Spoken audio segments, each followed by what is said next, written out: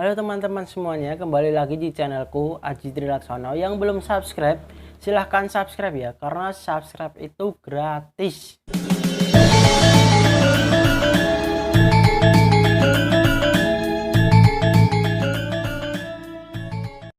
Assalamualaikum warahmatullahi wabarakatuh teman-teman. Kembali lagi dengan saya Aji Trilaksono. Kali ini saya akan berbagi tips presentasi yang menarik saat di depan kelas. Tentunya sebagai mahasiswa kita sering kali presentasi di depan kelas. Namun apakah presentasi kita sudah menarik ataukah justru membosankan? Nah, tips kali ini yang pertama, kita harus menguasai materinya terlebih dahulu.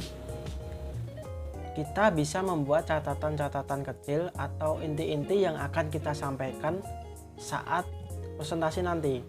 Jadi kita memahami materinya terlebih dahulu teman-teman. Yang kedua, kita gunakan salam yang menarik mungkin. Dari salam ini sehingga memancing audiens kita untuk senantiasa memperhatikan kita. Contohnya gini, kita salamnya jangan Assalamualaikum warahmatullahi wabarakatuh. Jangan datar aja kayak gitu, jangan kayak gitu. Nah, tapi kita berikan pantun atau kata-kata yang menarik atau kata-kata mutiara untuk membuka presentasi kita, agar presentasi kita diperhatikan oleh audiensnya. Contohnya, yang pertama itu kita harus salamnya harus datar dulu. Assalamualaikum warahmatullahi wabarakatuh. Nah, teman-teman yang lain nanti akan menjawab Waalaikumsalam warahmatullahi wabarakatuh. Jawabannya pasti juga sangat datar. Nah, kita beri pantun. Siang-siang cuacanya panas. Enaknya minum jus tomat. Kalau ngaku generasi yang cerdas, menjawab salam harus semangat. Assalamualaikum warahmatullahi wabarakatuh. Nah, tentu dari pantun seperti itu nanti teman-teman yang lain jawabnya lebih semangat lagi, lebih keras lagi, sehingga audiensnya tertarik untuk mendengarkan presentasi kita.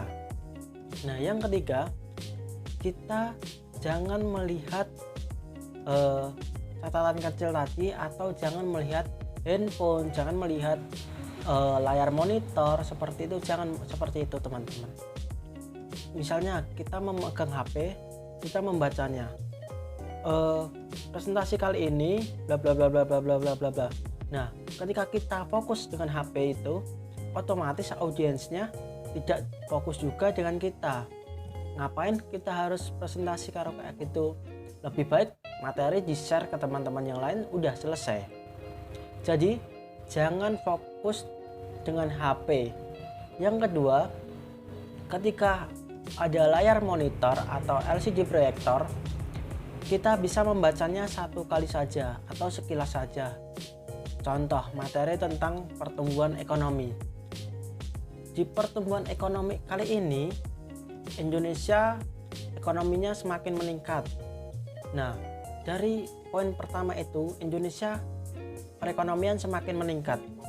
Kita harus bisa menjelaskan kenapa bisa meningkat, faktor-faktor apa saja yang bisa menjadikan perekonomian tersebut meningkat. Nah, jadi jangan terfokus dengan tulisan yang ada di layar monitor. Nah, kita harus menatap audiens kita. Jangan melihat ke atas, jangan melihat ke bawah. Kita harus tetap fokus melihat audiens kita, dan kita juga harus fokus dengan materi apa yang akan kita sampaikan nanti. Setelah ini nyampaikan ini, setelah A nyampaikan B, setelah B nyampaikan C. Nah, kayak gitu, kita harus mengkonsep materi kita seperti itu. Jadi kita jangan terfokus dengan layar monitor atau HP atau kertas yang kita pegang saat itu, entah makalah atau entah itu proposal atau entah itu kertas printout atau buku catatan kita. Jangan terfokus pada itu. Oke teman-teman, itu tips yang ketiga. Nah, yang selanjutnya adalah volume kita harus keras kepada mereka. Jangan pelan sekali tapi tidak jelas. Kita harus keras Jangan terlalu cepat juga. Volume harus keras. Diusahakan dari depan sampai belakang itu kedengaran dengan jelas. Jadi tidak perlu dengan terlalu keras dan tidak perlu terlalu rendah.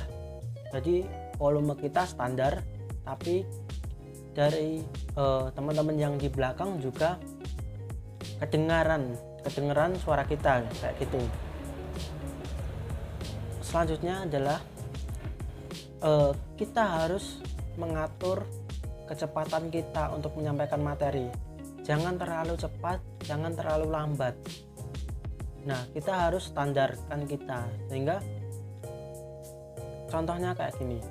Indonesia adalah faktor terbesar ekonomi Indonesia akan meningkat atau akan meluas, sehingga dari pertumbuhan ekonomi ini akan menjadikan Indonesia lebih baik, dari proses penduduk ini akan menjadi lebih baik. Nah, jangan terlalu cepat seperti itu.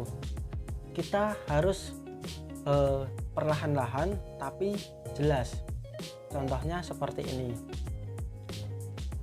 Indonesia memiliki potensi yang sangat tinggi terhadap kenaikan perekonomian. Dari faktor nelayan ataupun faktor pertanian, Indonesia memiliki banyak sekali sumber daya alam yang melimpah, sehingga bisa menjadikan Indonesia ini negara yang maju, negara yang makmur. Sehingga Indonesia ini akan berpotensi besar sebagai negara yang maju dengan kekayaan alam yang melimpah dan hasil pertanian yang melimpah. Nah, contohnya seperti itu, teman-teman. Oke, cukup sampai di sini video kali ini. Tips-tips selanjutnya akan saya share lagi di video berikutnya ya. Jangan lupa nonton video saya selanjutnya ya. Jangan lupa subscribe yang belum subscribe. Silahkan klik tombol subscribe demi mendukung channel saya. Terima kasih. Wassalamualaikum warahmatullahi wabarakatuh.